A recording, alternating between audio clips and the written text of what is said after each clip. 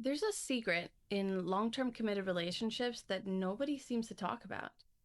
People change, needs change. We are not the same people we were 5, 10 years ago. So, how do we make sure our committed relationships are still meeting our needs through all of the ups and downs that life throws at us? Let's talk about it.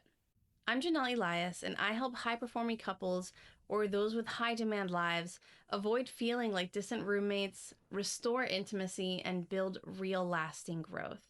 In general, people don't stay the exact same people their entire lives. Our tastes, preferences, needs, lifestyles all change over time.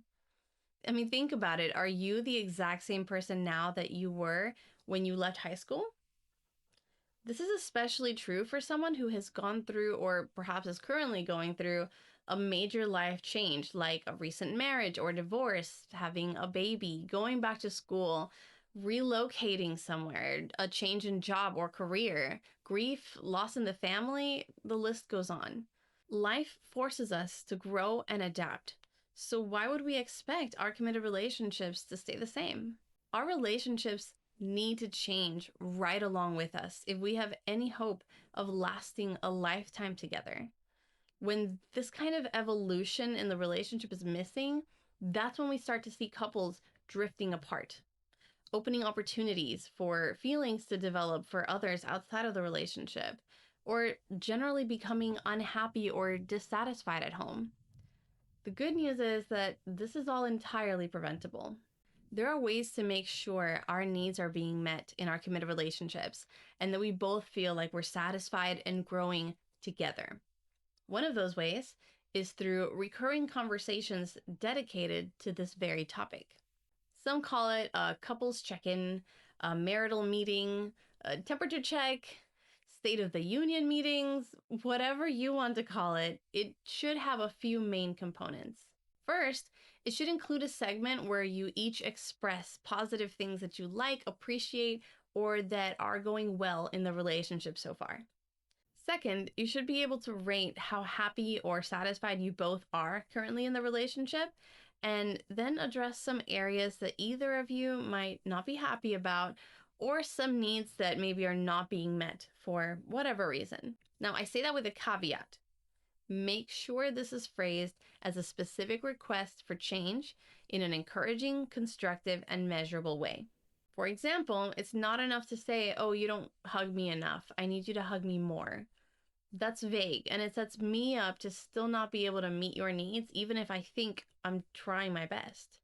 You should be able to share specific examples and ways that the request can be fulfilled. Like, I would like you to hug me at least once before you leave for the day and once as soon as you get home from work. More often than that, if possible, but those two times for sure would mean a lot to me. Third, these meetings should include a problem solving segment where you both brainstorm collaboratively to find ideas for how to solve issues that up until now haven't had a clear solution. This is an opportunity to go from nagging each other to becoming a team that is working on tackling an issue together. The obstacle is the bad guy here, not us. We just haven't figured this one out yet. The check-ins can have other segments as well. Really, whatever you need in your relationship. Just make sure that after all of the meeting of the minds has happened, we're ending on a positive note, reminding each other again just how committed we are, how much we love each other, how you want to go the distance, whatever is natural for you two. If you've been following along with my video series on things that you can do right now to improve your relationship, then you know that my previous video was all about how to fight fair.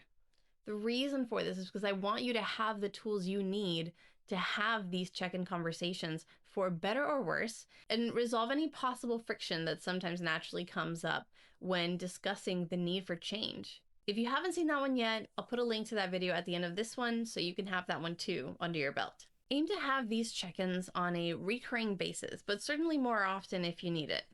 Some couples do it monthly, some quarterly, whatever you need, depending on if you're in a growth phase or a maintenance phase in your relationship at the time. Just make sure you do have these check-ins. One of the saddest but extremely predictable things I see often when starting new work with a couple is I will ask them to rate their relationship satisfaction from 1 to 10. Too many times one spouse will rate it relatively high with room for improvement, like a 6, 7, or 8, while the other spouse rates it really low, like a 2.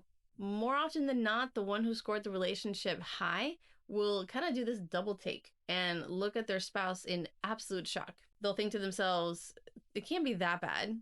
And sometimes that comes across like a disbelief that that's how their spouse really feels. They might say something like, why are you acting like things are so bad now that we're in front of a counselor? Or they might take their spouse at their word, but they'll ask, why am I only hearing about this now? If you were so unhappy, why didn't you ever say anything? I also think about the Toby Keith song, She Never Cried in Front of Me. I don't know why that song has always stayed with me, but there's something so true about the experience of being in a relationship completely blissfully unaware of just how truly miserable our spouse might be. It happens way too often, and I don't want it to happen to you.